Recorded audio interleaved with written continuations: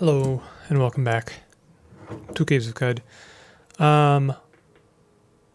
We finished the Golgotha, but that was a while ago, wasn't it? I don't know what we're doing.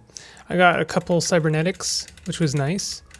And I guess now we have giant hands, which means I have an obligation to make this a dual wielding build, which is a little bit scary.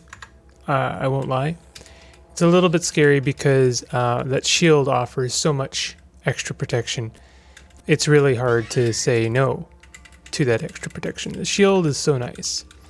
There's a slug snout. It feels good to like 2-hit kill. Oh, we got a Beetle. I figured we should like check out the rest of Grit Gate, and what do you know? There's a freaking Beetle hanging out. Let's mark this guy. There we go. There's an infiltrator. I think we are enemies to the infiltrator, but they have disappeared. That is fine. What kind of thing? 4 full right two-handed axes. Well, that's interesting, isn't it? Because if I had 4 full right two-handed axes before me, I would want to use at least 2 of them. Isn't that funny how priorities work there? I don't know when and how we're going to make this a dual wielding build, but I think that we will eventually end up getting there. I don't know. The thing is this isn't necessarily a strength build either. It's a pretty good agility build. It might be a little bit of both. And as always, I will probably go hard on tinkering and also making grenades. So grenades are just such good utility. It always makes sense to have them in your roster. I really I am always like kind of at odds with the idea that tinkering is a necessary skill. I would like to believe that there are no necessary skills. That there are no skills that you have to take. Oh my god. Okay, we can deal with this. That is to say, I don't think that there's any like one build that is like correct. I would hate to think that only builds that incorporate intelligence and tinkering in them are winning builds. But I don't know. I don't know, and that's why I'm at odds at it, because Qud is so open-natured. Qud is so open to so many different play styles and ideas, and it's such a broad game. I guess I resist. I fight that. I refute it. I can't believe that tinkering would always have to be necessary. But I always feel myself drawn to tinkering because it is just very good. It's just like it only improves your build. I mean, I know it takes quite a lot of attributes. So an argument could be made, well, like for everything you gain from tinkering, you lose by spending points on, attribute points on making it work. There is truth in that. I would agree to some extent. However, I think that the benefits outweigh the cons of that, the extra attribute points. Like, okay, let's work it out just for a moment. I'm really like stuck on this now because I want to figure it out, puzzle it out a little bit. I would say that tinkering 2 is basically the most you need. You could get away with tinkering 1. That's just most grenades, but tinkering 2 is really nice. So, let's just say, for the sake of argument, you only need tinkering 1, which means you only need 21 intelligence, which we already have. That means, like, I would say an end level character could be around level 30 to 35. At least as the game is currently finished. End level means like, where we are now. Okay, so I came back to the asphalt mines almost out of lack of imagination, because I figure we're okay to take on Mr. Fire humor at this point. And indeed, we took them out much like a chump.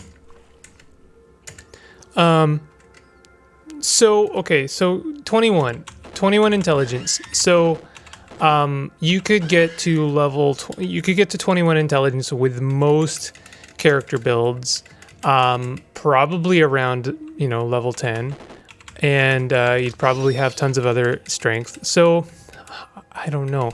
I guess you have to decide. Assuming you had to put like 2 to 3 attribute points into intelligence to make it work. Like, say the worst case scenario is you picked a character with high strength, and you have to put like 4 attribute points into it. That's not including the extra attribute points you get at like every other. It's like 3, 6, 9 or whatever. You get like an attribute point, and then it's like 4, 8, 12 or something like that. I can't remember the exact numbers, but like you get +1 to all of your attributes, right? So not including the +1 you get to all of your attributes, I'm talking about the attribute points you get and you have to spend. Worst case scenario, you have to spend 4 attribute points to get to Tinkering 1. So that's assuming you're starting with an intelligence character of like 7. No, not even 17. It would be way worse than that, like 14. Like, we're talking abysmally dumb. Like, they started with a beefy, like 26 strength or something ridiculous. I don't know. I don't have these kind of things memorized. So I guess it's hard to play, thought experiment with numbers we don't really have. But in any case, I guess the question I'm asking is like, if you already had obscene high strength, would it be worth taking those points and just doubling down on strength or agility in the case of like an agility build? Or is it always worth putting it, building intelligence enough, at least for Tinkering 1? Because the thing is, Tinkering 1 gives you so much. It gives you the ability to make lead slugs if you find a schematic. It gives you the ability to tinker up pretty much all grenades. Okay, this is... we should be okay. We are good. We're good. And it does give you some mods. Now, if you're looking to actually improve your gear, especially, I think Crysteel gear, probably you have to have at least Tinkering 2. But I'm not sure. I'd have to verify that. If that's the case, then I think that Tinkering 2 is probably the bare... If you're going to do Tinkering, you got to have Tinkering 2. I don't know what has me on this, except for the fact that I do like to wonder, is it tedious, I guess for you, the viewer, that I take Tinkering in every single playthrough? Now, ultimately, I don't think it would change my, opinion on things if I thought that, if there are people out there who are like, I can't believe he's taken Tinkering again. I don't think there are any, if any, people like that. I like to wonder though, because I sometimes wonder, like, am I holding myself back by restricting myself to what I know and love? But here's the thing, is part of the reason I take Tinkering in the first place is for flexibility. It's not even just because it offers like insane benefits. It's because it offers me the flexibility to change as per the situation requires. Like, I can make my tonics. I can make tonics so I can keep my inventory light. I can make thermal grenades if I'm like going to Bethesda Susa, or even ice grenades because I know things are going to be cold. And now more recently, I've actually become very aware of the fact that plasma grenades are actually the business. The business. I want to talk about plasma grenades. I've been recently in a series that will be posted eventually. Cue the foreboding, intriguing music. there is a series on the horizon that eventually I will start posting. And in the series, I discover how good plasma grenades are, and they're really good. So plasma grenades make it so that basically your temperature cannot be regulated at all. It actually covers you in plasma. You don't just get covered in like a fire, but it's like you get covered in a substance that makes it so you cannot regulate your heat. Your heat doesn't go back to normal. So if you're on fire, for instance, like actually on fire, or if a thermal grenade goes off near you, then you're immediately in high danger because you can't bring it back down again. You can't like bat the flames out. And that's kind of insane. It also gives, I think it's like negative 90 or something, or negative 100 fire resistance. Like really ridiculous. It's a really ridiculous debuff. And I've talked recently about how I'm not a huge fan of debuffs. I think that debuffs are kind of boring, but I do think I kind of like the idea of a debuff in the form of a grenade. Maybe that's hypocritical, but let me talk through my own thoughts on it. I like the idea of it not being so much an action, but kind of like an extra utility spell. It's not a spell, obviously. It's in the form of a grenade, but you got to do a bit of pre-prep. I like how hefty that debuff is, but also I like that it's area of effect. Like it lays down a gas. Oh, did we not eat? I was planning to do something here. Hold on a second. Choose ingredients. I'm going to do congealed hell honey and skulk. Is that what I want? We are inspired. Is skulk what I want? Hold on a second. Sorry. I don't think it is, actually. No, I think we want shade. Yeah, we want shade. Okay, I want to do something with extra DV, extra strength or something like that. So let's do shade. Kind of want to try this. Choose ingredients. We're going to do congealed Hulk honey and shade oil. And that's it.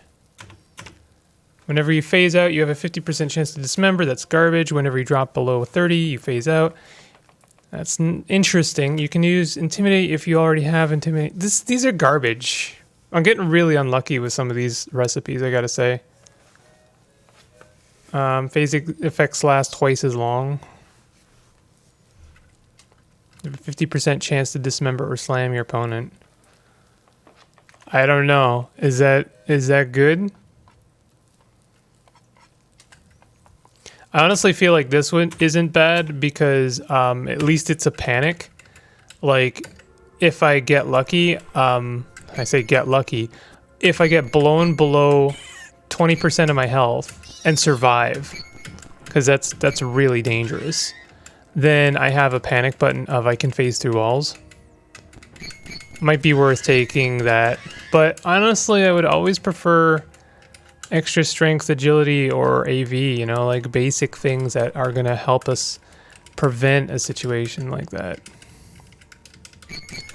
I like the idea that plasma is a gas that creates such a vicious debuff, because it means like you can lay down a bunch of hurt, because you're basically like debuffing a whole bunch of enemies at once, and then hitting them with that fire grenade.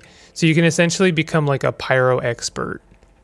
I'd love to see more stuff like that in CUD, actually. Like, I'd love to see something equivalent for like cold. Honestly, maybe plasma is also good for cold, because it might actually reduce the resistances to cold as well. Maybe it makes it so that, if I was using freeze grenades, if I had covered them with plasma first, it might make it so that they stay cold or stay frozen longer. I know there's a crab right next to me, but I'm choosing to prioritize this humor. So I think at level 20, we're going to think about doing Bethesda Sousa. I like doing asphalt mines, but it is a dangerous game I play with asphalt mines, because the thing is that there's no It really is. It's just playing blackjack in Cud, because you don't know, like, you got to know when to hold them, and you know the rest. When to hold them, when to fold them, because you could just keep going. Strata level 20 is a very good place to. It's a good out that Cud offers you. It's like, okay, listen, buddy, the casino is out of money, and if you don't stop winning, we're gonna have your kneecaps broken. So they give you the ultimatum of magma crabs. Magma crabs become a thing that you now have to consider in your dealings with Asphalt Mines. That doesn't mean the game is over. It means that the stakes have been raised. There's actually some amazing things at 20 strata deep, and magma crabs are honestly not that bad. They are totally a threat that you can manage, kind of like a salt kraken. I don't think they don't have any ranged abilities. Oh, I played a dangerous game there. They don't have any ranged abilities. They are tanky AF. They are very, very tanky. They have a lot of health. And if they manage to hit you, they will destroy you. They will squash you like a pancake. So you got to make sure you have like 300 health if you're going to be playing stupid games with magma crabs. But all you got to do is make sure that they don't hit you, and then you're all good. Just maybe keep them frozen. Hit them with stuff that they can't do anything about. Perma-stun them. And then it's all good.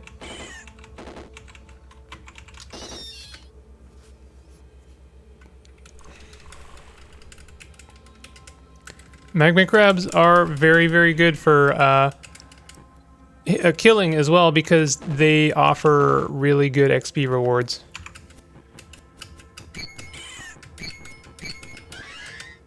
They have just like ridiculous, like a 3,000 I think XP, maybe even more. Not sure. Might even be 10,000. Might be like ridiculous levels of XP. So so we get a gimme of like 20 stratas where we just kind of get to explore a little bit. I like that I left for a moment, came back, and everything was on fire. Absolutely everything was on fire. There was just a charred corpse where that albino ape used to be. It was just like, it's that meme picture of the guy that comes back with the pizza. Just, in Cud. I really don't even need to extrapolate that meme. It literally was the meme. I guess I wasn't holding a pizza. I could have been holding a taco suprema. I guess I have to make that picture now of me coming in with the taco suprema, and then just everything's on fire. And there's a couple of bits on the floor.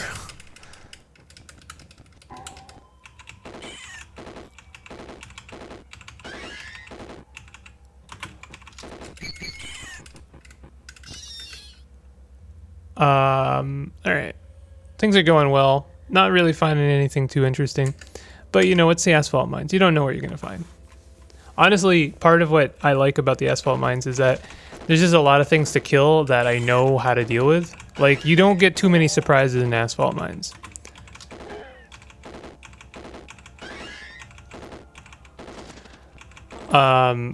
Fire slugs, or whatever they're called, they are called fire snouts.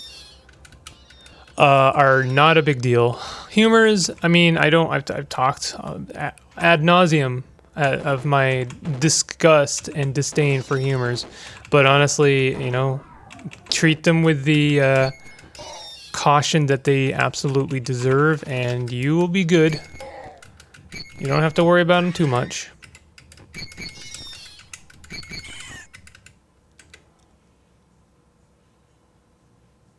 There's another glow sphere.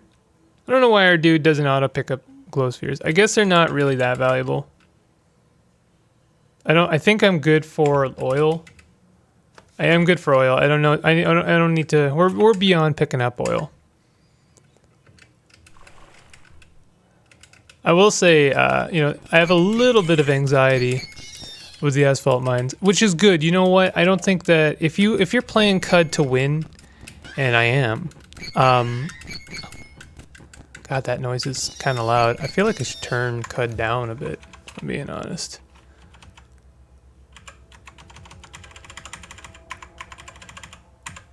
Okay. What am I seeing? I'm seeing a crab. If you're playing CUD to win, you should always keep a ready supply of anxiety.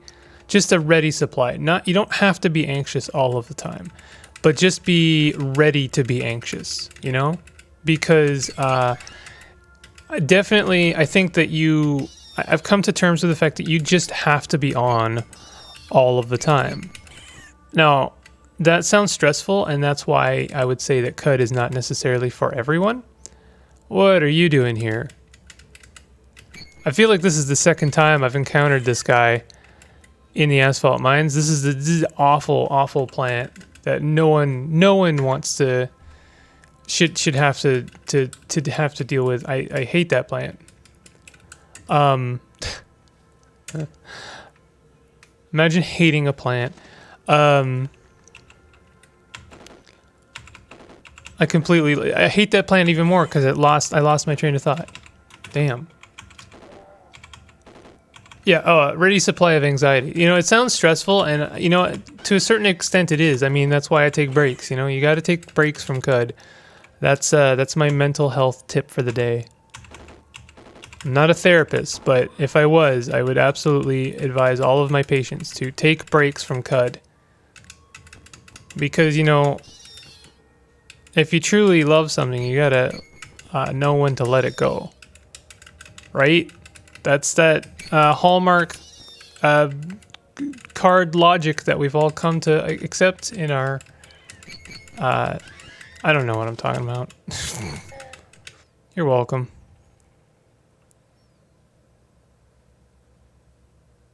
Classic mode is especially heartbreaking because sometimes bad things just happen and you can't control everything. I know there are people in my comments who'd like to believe that things can be under your control at all times. You can be the master of CUD and control everything, but it's not true. Sometimes there are just variables that you are not in control of. Let me put it another way. If you if you put yourself in a mental state where you attempted to be on point with CUD at every stage, at every turn, at every literal turn. I'm talking like every single step you take, you are thinking about it. I mean, good on you, first of all. That's a level of dedication to a game I can't bring myself to having. That doesn't make you worse or me better. It just makes us different, and I wish I had that level of dedication. But you know, I play. Oh, this is awful. How many drams are we talking about here? 500 drams. 500 drams. How many water skins do I have? 3. Maybe we can deal with this.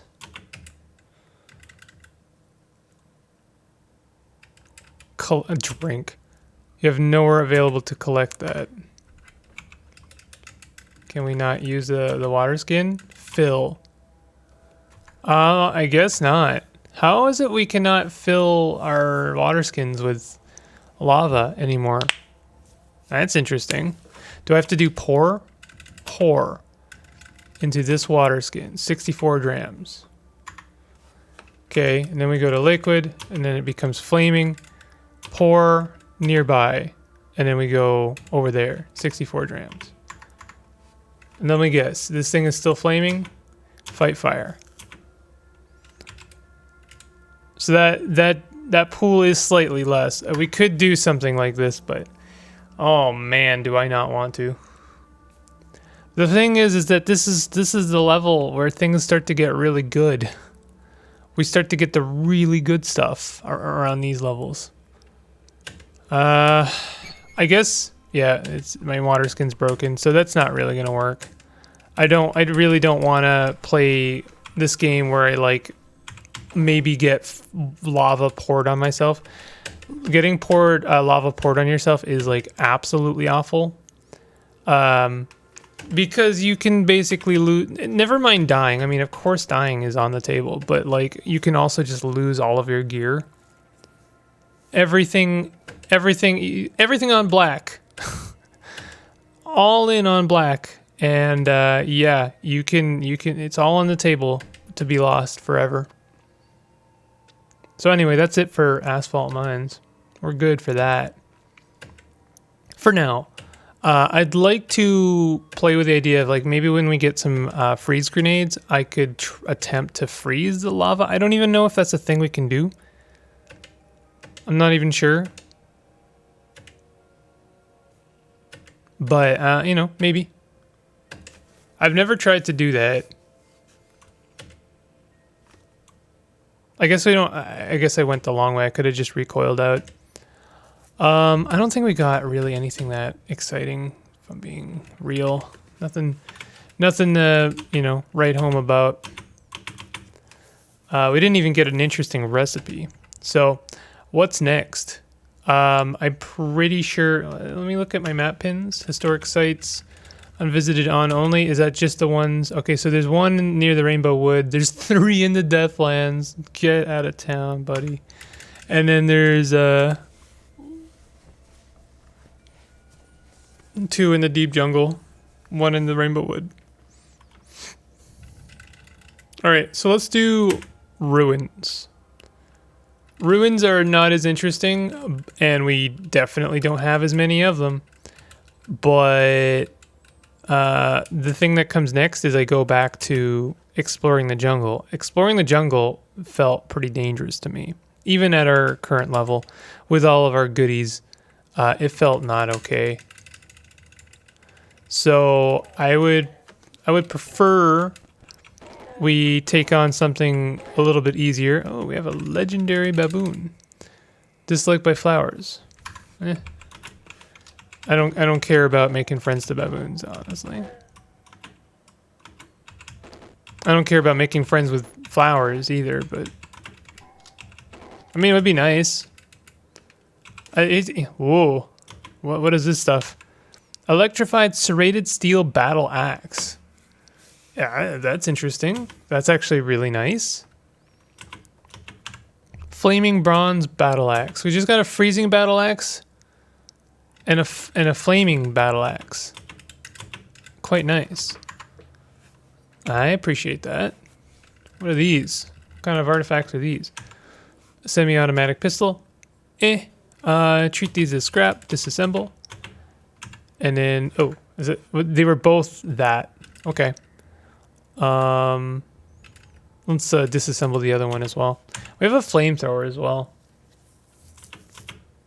I know I got a flamethrower at one point. We do have 2 small spheres of negative weights. That's kind of nice, except we can't really rely on those because if we ever get EMP'd, and eventually I will be using EMP grenades a lot, that's going to become a problem.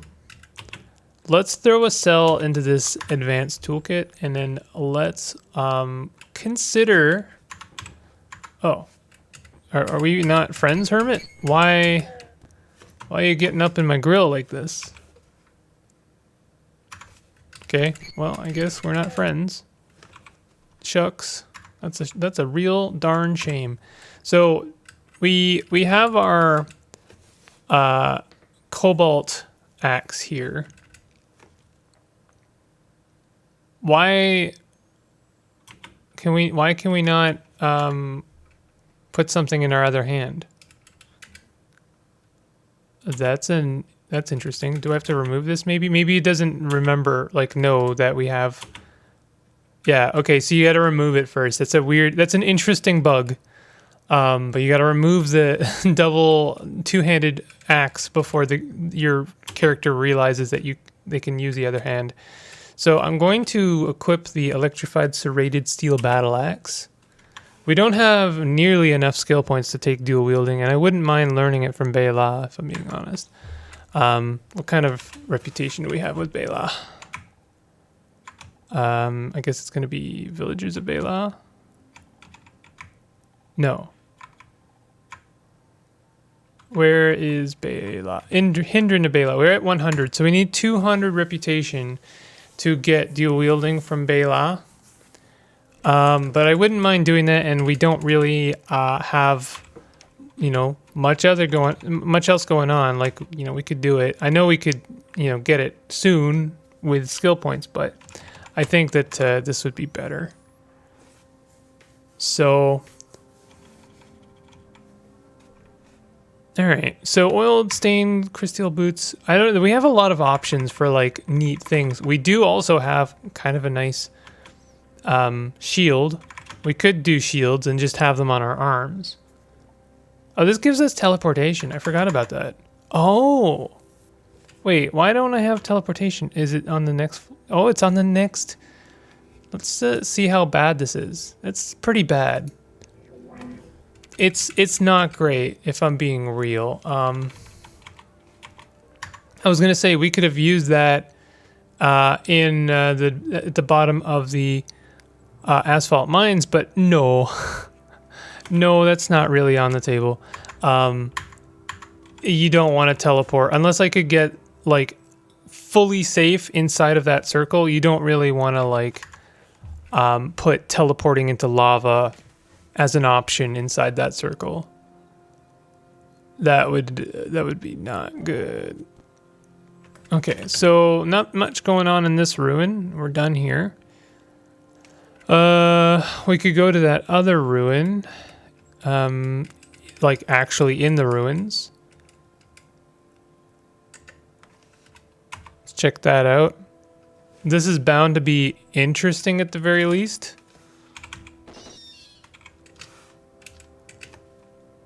We have a what? A fire ant. Why am I enemies to everything? Also, what was that dude? That robot dude. Why don't we try rebuking a robot for once? It'd be kind of nice. He's placing a lot of things somewhere. I don't like the sound of that at all. Oh, they're laser turrets.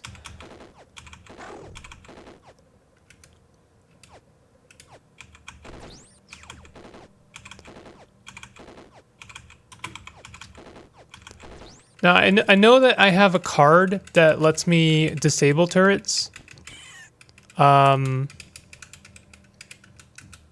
So, or it might be that they work for me. You can make them, you can kind of disable them or reprogram them. It's not something I've done a lot of, but I wouldn't mind trying it once.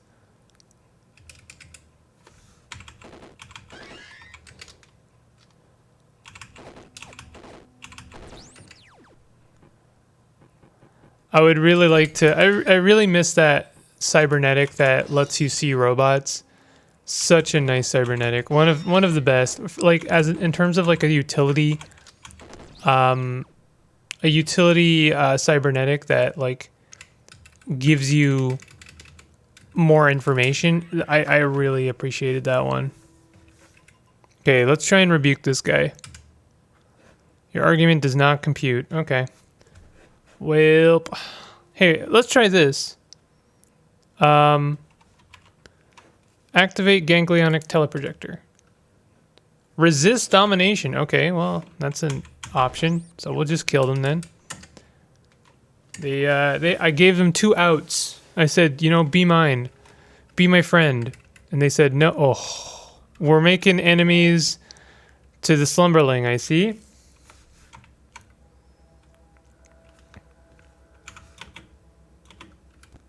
Yeah, they're on me. We're gonna dismember them. We should be okay. Just in case. I mean, oh, I don't have any salves. Oh, that's not good. Okay, we are okay to take on slumberlings, even if we're taking attacks from them. Good to know. Alright, I'm assuming these are HE missiles. Yep. We're gonna treat these as scrap and disassemble all of them.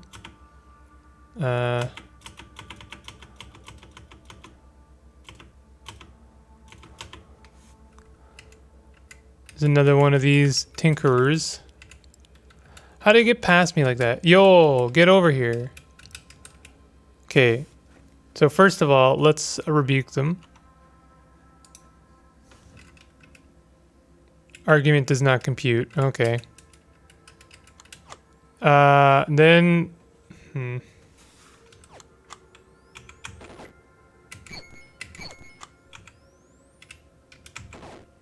Okay, this is really bad, actually. I don't want to attack him. Oh my god, that was almost death. Okay, I'm killing those guys on sight from now on. My logic was like, I wanted to make it my friend and then place a bunch of turrets around a staircase so that we could, like, if we're in danger, we could lure an enemy towards our basically our like trap.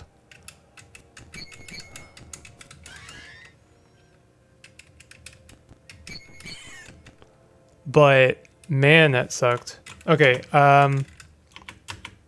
let's try cooking again. We are inspired. Congealed Hulk honey, shade oil. That's what we want.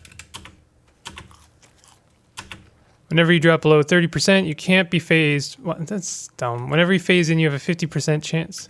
+4 strength.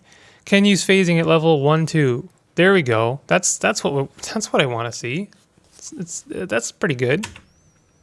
Napo's tonic honey slaw.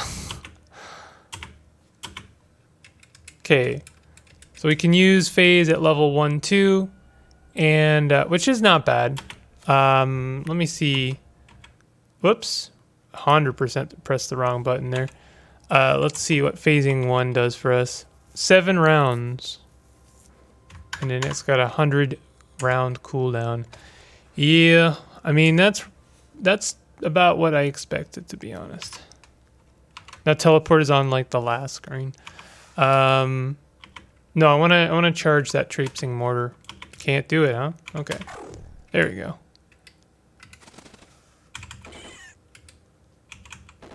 Killing you. Oh, I really wish I had killed you sooner, to be honest.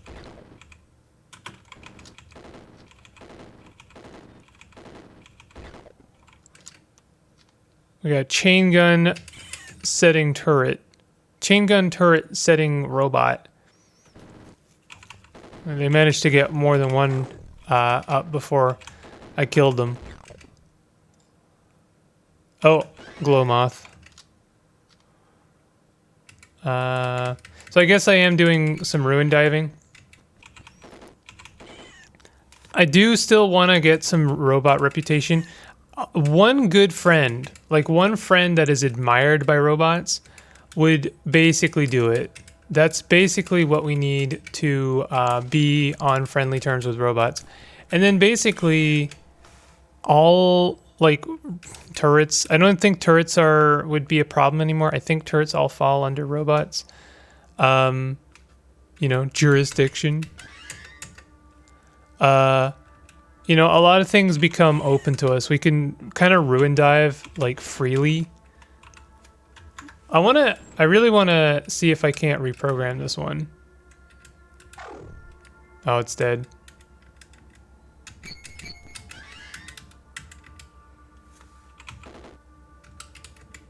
Okay, let's heal up. Is that a mine setter? You know what? Let's get rid of that.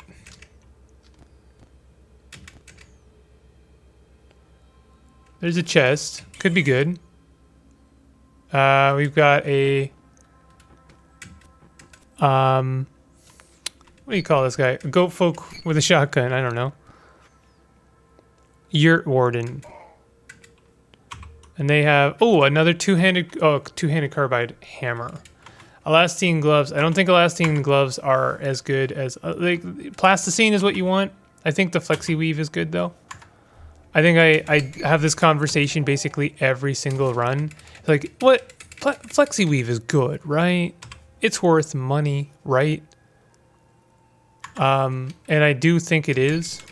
Also, why are we fighting goat folk under here? Oh my god, there's a lot of goat folk. Level 18. And of course, there is a seed sower. That's really the biggest danger. I can take on as many bullies as you want. The seed sower, however, that's the real issue.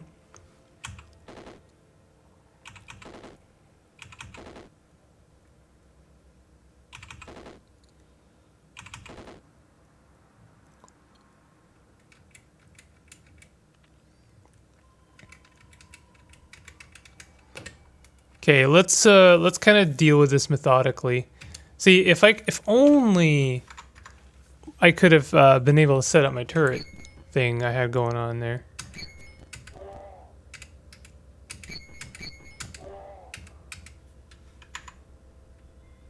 Okay, at least we get back to full health.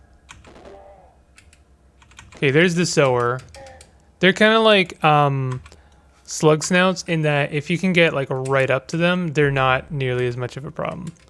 What in the world just hit me? That was like a concussion grenade. I think that was a mine.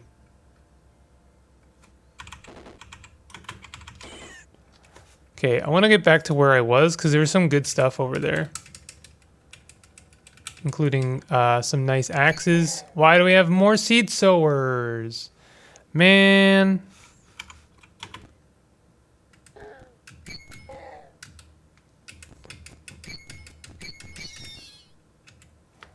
Okay, I'm gonna rest up. You are hungry. Okay. What is in here? Ooh, an herberry. Nice. I'll accept that. But there's more good stuff to be had here.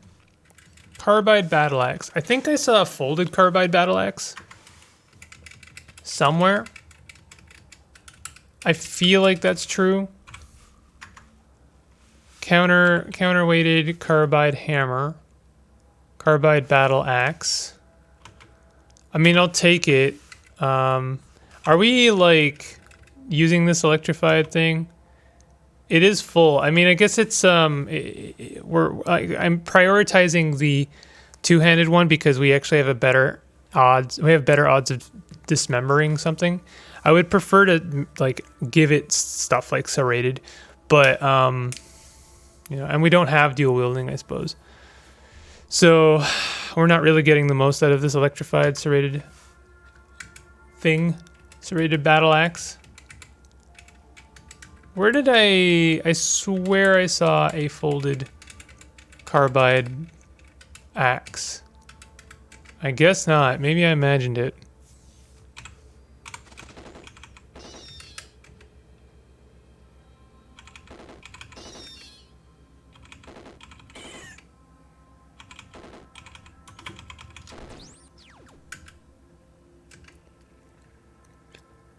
All right, we're close enough to this chain gun. I'd like to see if I can't.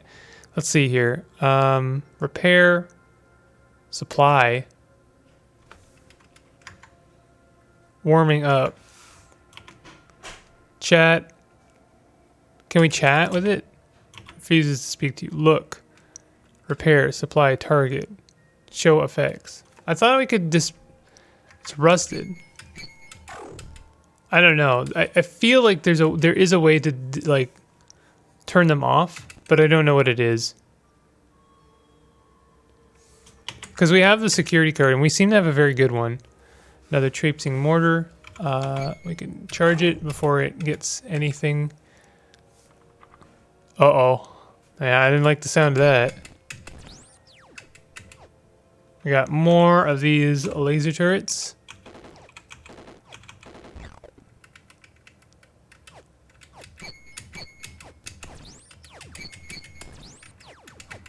Nice thing about dismember is you tend to get more stuff. I wish we could disassemble these like hard point. Oh, we can disassemble them. Oh, that's amazing.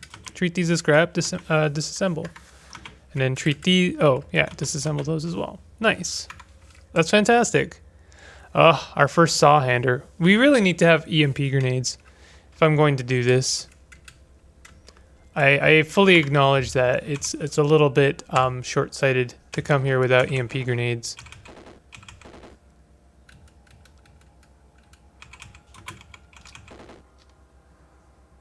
Damaged.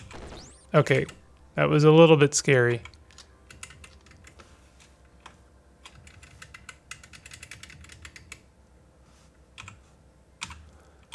We're fortress strata deep, so I don't, you know, I would be okay stopping soon. Deactivate. Press the power button on the chain gun turret. Chain gun recognizes your emergency services security card. Shuts down with a whir. There you go. So then can we disassemble this?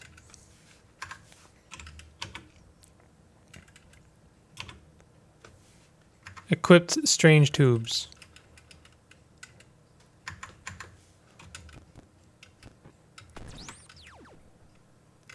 Yeah, I don't know if we can disassemble them. Maybe I imagined that. Okay, so yeah, if you have a good enough card, then you can turn them off. Good to know.